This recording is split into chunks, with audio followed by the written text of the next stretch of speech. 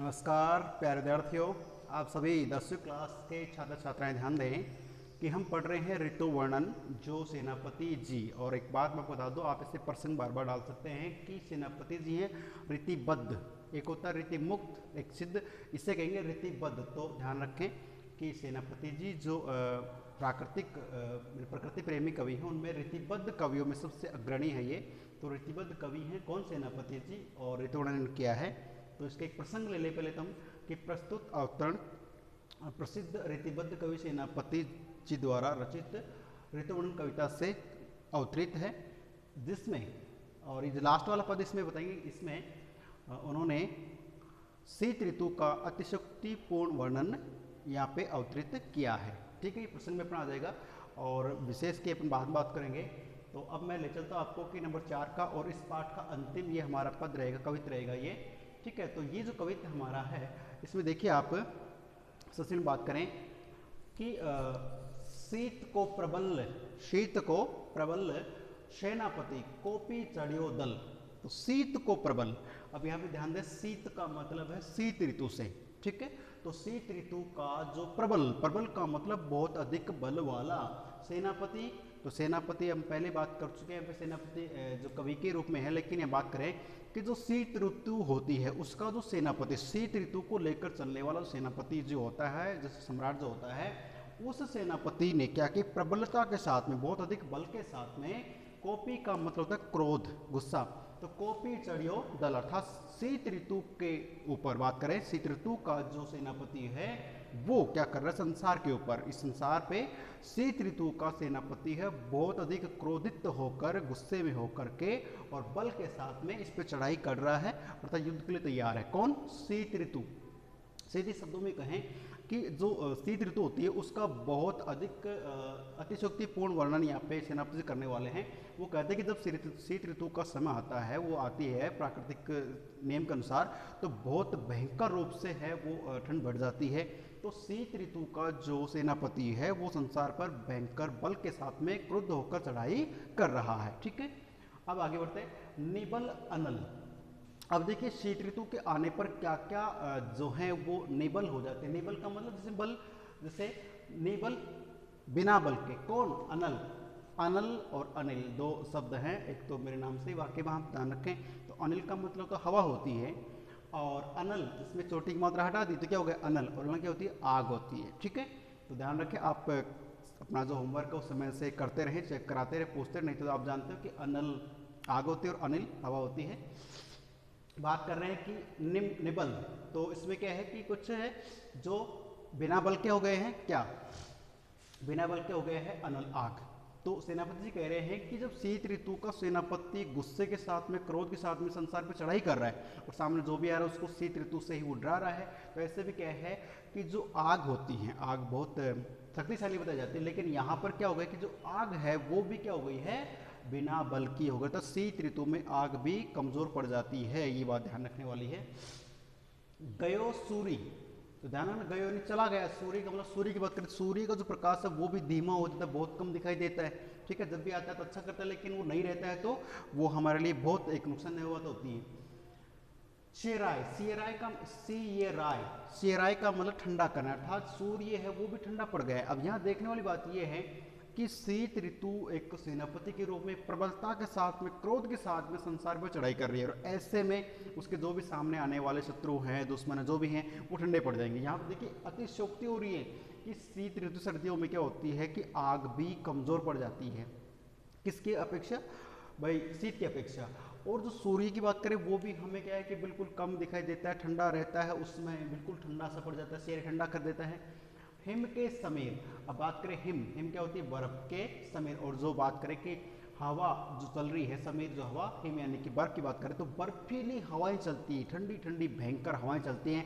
आप जानते हो कि ग्रीष्म ऋतु में भी बहुत भयंकर गर्म हवाएं चलती हैं, लेकिन उनका भी हम कहीं ना कहीं बचाव कर लेते हैं और उनसे सुरक्षित रह जाते हैं। ठीक है, लेकिन उससे भी ज़्यादा तीखा बताया गया कि जो बर्फीली हवाएं चलती हैं वो क्या करती? तेई बरसे विषम तेर। ते यानी ये जो वे कह सकते हो कि वे कौन? बर्फीली हवाएं। वे जब बर्फीली हवाएं चलती हैं, बरसे बरसाती हैं, प्रहार करती है, किसका प्रहार करती हैं? तो वो विषम तीर के।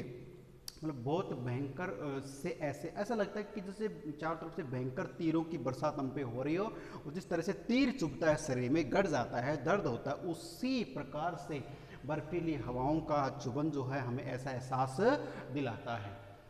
रही रही हैं गरम भवन कोनन में जाइके। तो बात कर रहे हैं कि ऐसे में क्या करें, रही हैं, रहना पड़ता है किसमें, गरम अर्थात बहुत ज़्यादा गर्म। होठ की बात करें, भवन का मतलब भवन से, कोनन का मतलब कि गर्म कोने में। आप जानते हो कि जब भयंकर शीत ऋतु पड़ती है जनवरी के महीने में, हम देखते हैं बहुत अधिक मात्रा ठंड पड़ती है, तो हम किसी कोने में जाके चारपाई या बेड बिस्तर पे रजाई को लपेट करके अपने आप को एक मतलब अंगुली भी बाहर नहीं निकालते, इतनी ज़्यादा आप में डर सा रहता है सर्दी से। तो वो बात है कि गर्म भवनों में जाकर के, गर्म बिस्तरों में जाके किसी कोने में जाके हम ठहर जाते हैं, रुक जाते हैं, बसते हैं। धूम नैन बहे, एक अच्छी बात देखिए कि धूम से मतलब है धुआं से, कि धुआं जो है नैन बहे। कई बार इतने भयंकर हमें मतलब सर्दी पड़ती है, लगती है, तो क्या करते हैं हम आग जला लेते हैं, और आग जलाते तो सर्दियों में क्या है कि सब कुछ गीला से रहता है, नमी ज़्यादा रहता है, ओस रहती है। अब जानते हैं कि चारों तरफ जो गीला है उसमें अब क्या होता है कि हम जब आग जलाएंगे तो आग कम जलती है और धुआं अधिक होता है। आपने देखा होगा गर्मी में तो अपने आप ही लग जाते हैं, लेकिन सर्दी में धुआं ज़्यादा, आग कम लगती है। तो ऐसे में आग जला तो रखी, केवल आग कहाँ भी आग जल रही हो, जैसे आग जला लो सर्दी में, सब लोग आके पास बैठेंगे, तपेंगे उससे और हाथ सेकेंगे, भले ही सर्दी लगती रहे लेकिन फिर भी।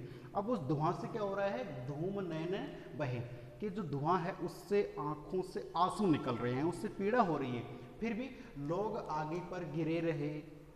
कहने को देखिए कितना शानदार बताया है कि हमने सर्दी से बचने के लिए शीत ऋतु में क्या कि आग जलाई, लेकिन आग जानते हो कि धुआं होता है, धुआं से क्या होता है कि आंखों से आंसू बहते हैं। तो वो आंसू बहते रहे लेकिन फिर भी लोग क्या करते हैं, लोग आगे पर गिरे, कि जो लोग हैं जो आग के पास बैठे हैं वो आग पर ऐसा लगता है कि उस पर चारों तरफ से घेरे रहते हैं, उसे उसके चारों तरफ बैठे रहते हैं, उस पर गिरने की तरह रहते हैं, कि उन्हें बहुत अधिक प्रेम हो गया है उस समय आग से। ठीक है, ये सो लगाई रहे नेक, नेक सुलगाई के, अर्थात थोड़ी सी आग जली नहीं कि बस उसे चाहते हैं कि उसे ये के पास लगाए रखें, बिस्तर के पास लगे बैठे रहे, बिस्तर में दुबके रहें और पास में आग, अंगीठी, रात में जो भी डाल के हम आग बैठे रहते हैं तो वो पास में रहे। तो ये सो अर्थात हृदय के लगा के रखता है, ऐसा लगता है कि पास में ले हैं उस आग को। इतनी गर्म से कुछ लोग होते हैं वो हीटर जला लेते हैं, कुछ हॉट एसी का भी है इस तरह से। तो सब कुल मिला के कि ये सो लगाई रहे नेक सो लगाई के, थोड़ी सी आग जलाएंगे और पास में उससे साथी को सेकने का प्रयास करते हैं, कपड़ा लिया उससे आग को ऐसे कर करके हम सेकने का प्रयास भी करते हैं। मानो भीत जानी महाशीत ते पसारी पानी, मानो, मान लीजिए, और मैंने बताया था आपको कि जब जनु जानो मनु मानो शब्द आएंगे तो आपको वहां पे उत्प्रेक्षा अलंकार समझना है। ठीक है, देखिए मानो भीत जानी, अर्थात वहां पे भीत का मतलब बिल्कुल स्थिर रह जाओ ना, मानो, मान लीजिए भीत जानी महाशीत है। अब यहाँ पे थोड़ा बता दूं मैं कि जो मान लीजिए कि बड़े बड़े योद्धा होते हैं, बहुत बड़े ताकतवर योद्धा होते हैं, वो भी मानो भीत जाने महाशीत ते पसारी पानी, तो पानी का मतलब यहाँ पे क्या लेंगे, हाथ से लेंगे।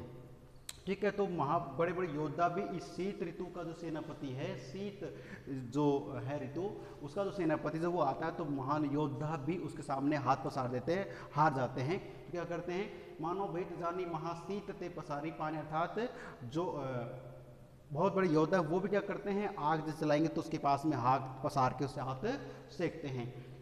सतिया, सतिया की इच्छा है राख्यो पाऊ को छिपाए के, तो ध्यान रखने वाली बात यह है कि छतिया की इच्छा है, छतिया की छा, तो छतिया वाले की छत की छाया में रखते हैं, छाया राख्यो पाऊ को छिपाए के, मतलब आप जानते हो घर कमरे में कहीं भी हम चारों तरफ जैसे कमरा बना रखा, छत बना रखी, उसके नीचे क्या करते हैं, आग जलाते हैं। ठीक, किसी भी बर्तन में, तो आग को भी क्या कि छिपा के रखते हैं, इस तरह से बहुत नहीं गर्माहट तो उसको छिपा के रखते हैं, और उसको पाव का मतलब आग होता है, छिपाया नहीं छिपा के रखता, चारों तरफ उसमें ढकी जाती है, पास में बैठ जाता है, या कोई छत के नीचे जाला कि बाहर तुम जाएंगे लेकिन बहुत अधिक शीत ऋतु का हमें डर सा लग रहा है। तो कुल मिला के छात्र छात्रों यहाँ पर हम देखा कि आग को छिपा के रखा गया, कहने को चारों तरफ बैठे हुए लोग। ठीक है, और इसमें बता दो कि जो वही बात अपने की जो अभिधा सब शक्ति है और अतिशक्ति और अनुप्रास और उत्प्रेक्षा, ध्यान रखना, अतिशक्ति, अनुप्रास और अनुप्रास, अनुप्रास, उत्प्रेक्षा, अतिशक्ति, तीन अलंकारों की प्रधानता है और भाषा सरल व सहज भाव ही। ठीक है, इनका विशेष में अपना आ जाएगा। तो एक बार शॉर्ट में पुनः मैं आपको बता दूं कि जो शीत ऋतु है उसके आगमन पर क्या होता है कि शीत ऋतु जो है वो एक सेनापति की भांति है, वो हम पे चढ़ाई कर रही है। और चढ़ाई करते समय क्या है कि शीत ऋतु की चढ़ाई जब हो रही क्रुद्ध होकर करती है तो सामने चाहे कितना ही महान योद्धा क्यों ना हो वो उससे परास्त हो रहा अपने आप में। जैसे आग कमज़ोर पड़ जाती है, और आग कमज़ोर पड़ गई, इधर देखिए सूर्य है वो भी बहुत कम दिखाई देता है, छिप जाता है, और जब आता है तो भी ज़्यादा सर्दी दूर नहीं हो पाती, ठंड ही रहती, ठंडा बना रहता है। और जो हवा है वो बर्फीली हवाओं के रूप में चलती है, तो ऐसा चुभता है, ऐसा लगता है जैसे मान लो हमें तीर चुभते ऐसा लग रहा है। और इसमें एक लाइन और भी है कि जैसे मान लीजिए कि जो गर्म हवाएं अभी अभी जो चलती है गर्मियों में, वो हवाएं भी शीत हवा के सामने छुप करके कहीं दुबक जाती हैं। और जो बात करें यहाँ पे धूम नयनन है, सॉरी यहाँ पर रही है गर्म भवन, तो ये बात करें कि जो गर्म हवा वो भी क्या करती है, छुप करके किसी भवन के अंदर चले जाते हैं। और हम क्या करते हैं, हम भी गर्म बने रहने का प्रयास करते हैं, लेकिन गर्म हवा भी शीत हवा से डर करके छुप जाती है। और जो हम क्या करते हैं कि आग जलाते हैं, और आग जलाते हैं तो धुआं आंखों में जाता है और पानी निकलता है, आंसू बहते हैं, तो आंसू बहते रहे तो भी हम क्या करते हैं कि उस आग को चारों तरफ से घेरे रहते हैं, ताकि आग से हमें थोड़ी शीत से दूरी मिल जाए, शीत से प्रभाव हमें थोड़ा फायदा हो जाए, शीत से हम बच जाए। मतलब आगे ध्यान दें कि हेयसो लगाई, तो ध्यान रखना कि उस आग को हम क्या कि ऐसा लगता है कि हिये को बिल्कुल हृदय के पास लगा के बैठे रहते हैं। और मानो ऐसा है कि जितने भी भयंकर योद्धा होते हैं सब के सब इससे हार जाते हैं, और वो सब क्या करते हैं आग को ही अपना सहारा मानकर आग की तरफ हाथ पसारे रहते हैं, और किसी भी छत के नीचे आग को बचाए रखते हैं, आग को जलाए रखते हैं, ताकि उनको शीत से थोड़ा सा उनका बचाव हो जाए। तो यहाँ शीत ऋतु का अतिशयोक्तिपूर्ण वर्णन किया गया है। अनुप्रास अलंकार भी है, लेकिन ज़्यादा क्या है उत्प्रेक्षा और अतिशयोक्ति, मतलब शीत ऋतु जो है उसका बहुत अधिक बड़ा चढ़ा करके वर्णन किया गया है।